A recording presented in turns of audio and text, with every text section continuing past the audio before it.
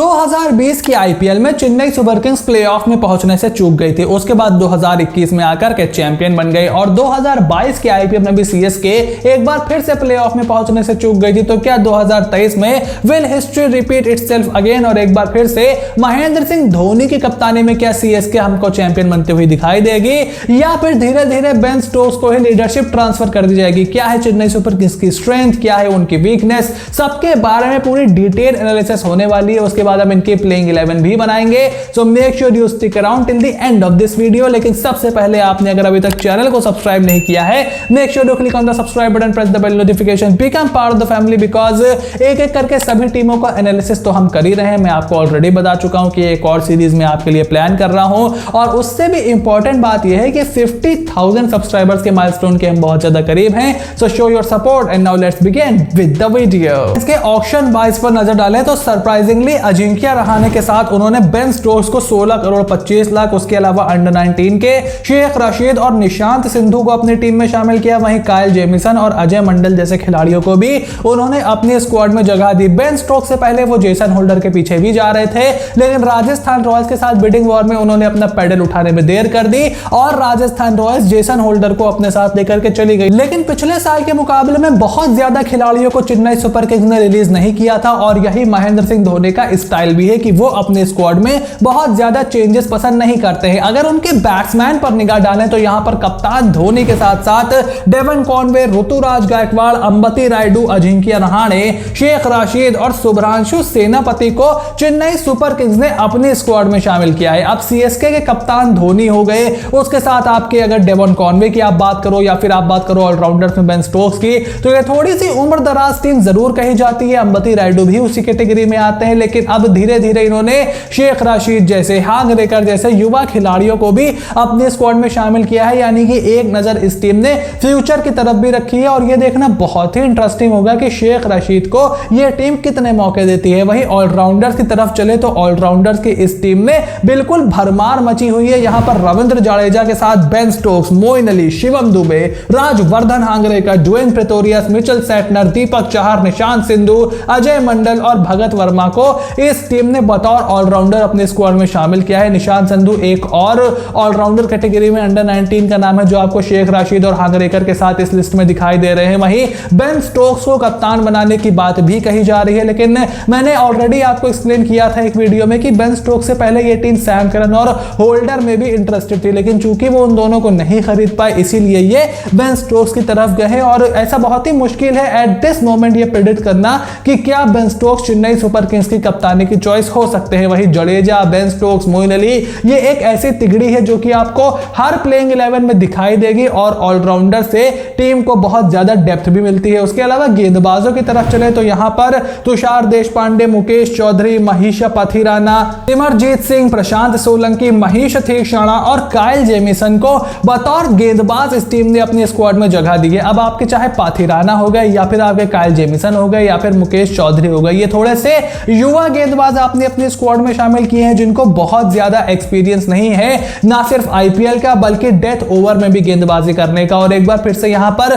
पाथिराना के साथ साथ थीक्षणा एक और श्रीलंका के गेंदबाज आपको दिखाई देंगे जो कि मोस्ट प्रोबेबली आपको पूरी फर्स्ट स्ट्रॉन्गेस्ट प्लेइंग 11 में खेलते हुए भी दिखाई देंगे। तो गेंदबाजी का एक ऐसा विभाग है जिसमें बहुत ज्यादा काम यहां पर चेन्नई सुपर किंग्स ने नहीं किया है। वहीं अब फटाफट अगर स्ट्रेंथ और वीकनेस की बात करें तो सीएसके की स्ट्रेंथ से शुरू करते हैं। यहां पर टीम के पास बिग मैच विनर्स हैं इन द प्लेइंग 11, उसके साथ ऑलराउंडर्स में बहुत ज्यादा डेप्थ इस टीम के पास है और वही ऑलराउंडर्स इस टीम को बहुत ज्यादा बैटिंग डेप्थ भी प्रोवाइड करते हैं। अगर आप ऑलराउंडर्स की बात करो तो आपकी प्लेइंग 11 में मोइन अली हो गए, बेन स्टोक्स हो गए, शिवम दुबे हो गए, रविंद्र जडेजा हो गए, दीपक चहर हो गए, मोस्ट प्रोबेबली ड्वेन प्रेटोरियस हो गए। तो आपकी जो बैटिंग डेप्थ है वो नंबर 9 तक आपके पास लंबे छक्के मारने वाले मैच विनिंग बल्लेबाज आपको मिलते हैं जो कि सामने वाली टीम को थोड़ा सा बैकफुट पर ढकेल देते हैं। अक्सर लोग पूछते हैं कि आपके अगर 6 गेंदबाज 6 बल्लेबाज काम नहीं कर पाए तो क्या 7वां बल्लेबाज आपको मैच जिता सकता है? जी हां, बिल्कुल जिता सकता है। और अगर आपके पास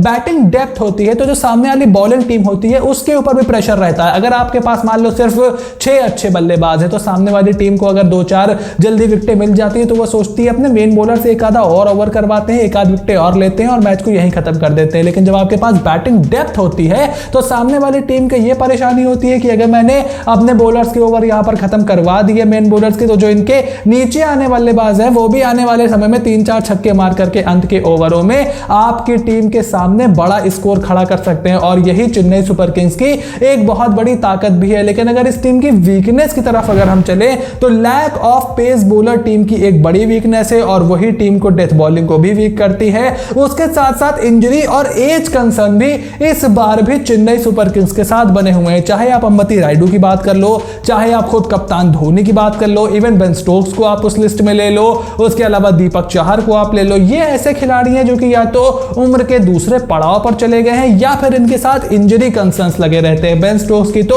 अवेलेबिलिटी का भी थोड़ा सा इशू हो सकता है, वो कितने मैचेस खेलेंगे, क्या फिट रह पाएंगे, तो ये सारी चीजें चेन्नई सुपर किंग्स को थोड़ा सा वीक जरूर बनाती हैं। उसके साथ साथ आपको अगर अंबती रायडू जैसे खिलाड़ी की बात करें तो पिछले साल उन्होंने रिटायरमेंट का भी ऐलान कर दिया था, तो कितने फिट हैं, कितनी मैच फिटनेस लेके आएंगे, अभी आईपीएल में थोड़ा समय है तो कितनी ज्यादा फॉर्म वो लेकर के आएंगे, ये भी चेन्नई सुपर किंग्स को जरूर देखना होगा। और उसके साथ साथ पेस बॉलिंग एक ऐसा डिपार्टमेंट है जो कि टीम की एक बड़ी कमजोरी है। अगर आप देखो तो आपके पास मुकेश चौधरी है left arm swing bowler, Deepak Chahar आपके पास राइट आर्म स्विंग बॉलर है। ये दोनों ऊपर से तो आपको अच्छी गेंदबाजी करके दे सकते हैं, लेकिन फिर क्या आप काइल जेमिसन को एज अ पेस बॉलर इस्तेमाल करोगे? उनके पास भी बहुत ज्यादा पेस नहीं है। ड्वेन प्रिटोरियस आपके डेथ में बेस्ट ऑप्शन है एट द मोमेंट, क्योंकि ड्वेन ब्रावो के जाने के बाद डेथ ओवर्स में भी आपको परेशानी होने वाली है। और out and out pace bowler के रूप में आपके पास सिर्फ मतीशा पाथिराना है जिनको आप गेंदबाजी करवा सकते हो, और वो खिलाड़ी बहुत ज्यादा युवा है और वो आपकी फर्स्ट चॉइस प्लेइंग 11 में फीचर भी नहीं करता है। ऐसे में चेन्नई सुपर किंग्स अगर इन वीकनेस से पार पा सकती है तो ही आईपीएल 2023 उनके लिए अच्छा होगा, वरना ये weakness could trouble them in IPL 2023। तो अब अगर चेन्नई सुपर किंग्स की प्रोबेबल प्लेइंग 11 यहां पर बनाई जाए तो ऋतुराज गायकवाड़ के साथ ओपन करते हुए हमें दिखाई देंगे Ben Stokes, then Moeen Ali at 3, Shivam Dube, Ambati Rayudu, MS Dhoni, Ravindra Jadeja, Deepak Chahar, Dwayne Pretorius या काइल जेमिसन में से कोई एक, मुकेश चौधरी और महेश तीक्षणा हमें चेन्नई सुपर किंग्स की प्लेइंग 11 को कंपाइल करते हुए दिखाई देंगे। ये बहुत ही हार्श है, बहुत ही ज्यादा हार्श है डेवन कॉनवे के ऊपर, बिकॉज हमेशा हर फॉर्मेट में ये खिलाड़ी अपनी प्रतिभा का मुजाहरा पेश कर रहा है। पिछले साल कई अच्छी इनिंग डेवन कॉनवे ने चेन्नई सुपर किंग्स के लिए खेली थी, लेकिन अगर आपने अब बेन स्टोक्स को अपनी टीम में शामिल किया है तो परेशानी यह है कि बेन स्टोक्स को अगर आप नीचे बल्लेबाजी करवाते हो आप उनका पूरा फायदा नहीं उठा पाओगे। महेंद्र सिंह धोनी के साथ 2017 के आईपीएल में राइजिंग पुणे सुपर जायंट्स में बेन स्टोक्स खेल चुके हैं, तो उनकी स्ट्रेंथ और वीकनेस से माही अच्छी तरीके से वाकिफ है। और 2020 का सीजन याद करिए जब राजस्थान रॉयल्स ने उनको नंबर 4-5 से ओपन करवाया था, किस तरीके से तड़ा लगा करके उस खिलाड़ी ने सेंचुरी बनाई थी, और ओपन में ही आप उनकी प्रतिभा का पूरा इस्तेमाल कर सकते हो। अब क्या आप यहां पर डेवन कॉनवे और बेन स्टोक्स को एक साथ खिला सकते हो? तो आपको प्रिटोरियस या फिर जेमिसन जिसको भी आप खिलाते हो उनको टीम से बाहर करना होगा, हांगरेकर को अंदर लाना होगा, या फिर आप किसी भारतीय तेज गेंदबाज को अंदर ला सकते हो। लेकिन क्या ये कर पाएगी चेन्नई सुपर किंग्स? क्या ये करना सही रहेगा? मेरे हिसाब से एट द मोमेंट ये करना सही दिखाई नहीं दे रहा है, तो डेवन कॉनवे को अनफॉर्चुनेटली बेंच पर बैठना पड़ सकता है। उसके अलावा अगर आप इंपैक्ट प्लेयर यूज करना चाहते हो तो बहुत अच्छे बैकअप्स आपके पास अवेलेबल नहीं है, लेकिन उसके अलावा आप किसी युवा खिलाड़ी को लाइक शेख राशिद या फिर हांगरेकर को as an impact player use कर सकते हो। लेकिन एट द मोमेंट यही प्लेइंग 11 है जो कि चेन्नई सुपर किंग्स के लिए मैदान पर उतरती हुई हमें दिखाई देगी। तो अब सवाल आता है कि आखिर चेन्नई सुपर किंग्स को इनकी ऑक्शन परफॉर्मेंस के 10 में से कितने नंबर मिलने चाहिए? तो मेरे हिसाब से मैं सीएसके को दूंगा यहां पर 10 में से 7 नंबर, बिकॉज फ्यूचर की तरफ इस बार एक कदम ये बढ़ाते हुए दिखे हैं मुझको। पाथिराना को तो इन्होंने रिटेन किया ही था, उसके अलावा हांगरेकर को भी रिटेन किया था, निशांत संधू, शेख राशिद, ऐसे खिलाड़ियों को इन्होंने अपने स्क्वाड में शामिल करके ये दिखाया है कि अब आखिरकार डैड्स आर्मी से हट करके थोड़े वो युवा मंडली पर इनकी नजर है, थोड़ा सा फ्यूचर की तरफ देख रहे हैं। और फिर बेन स्टोक्स को भी इन्होंने अपने स्क्वाड में शामिल किया है। क्या उनको कप्तान बनाएंगे? एट द मोमेंट अगर मैं एनालाइज करूं चीजें, जिस तरीके से ऑक्शन में ये सैम करन के पीछे गए, उसके बाद होल्डर के पीछे गए, अगर बेन स्टोक्स इनकी कप्तानी की चॉइस होते तो ये शायद बेन स्टोक्स का वेट करते और इन खिलाड़ियों पर खास करके सैम करन पर बहुत ज्यादा बोली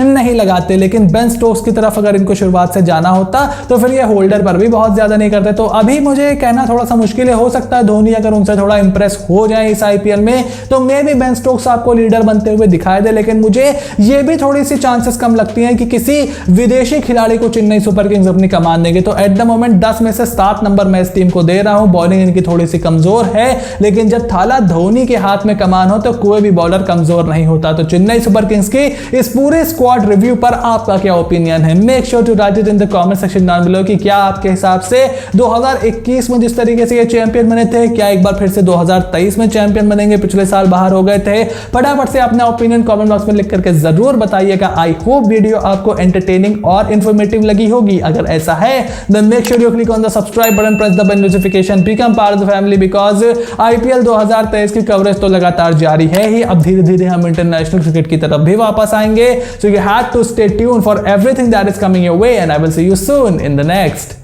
video.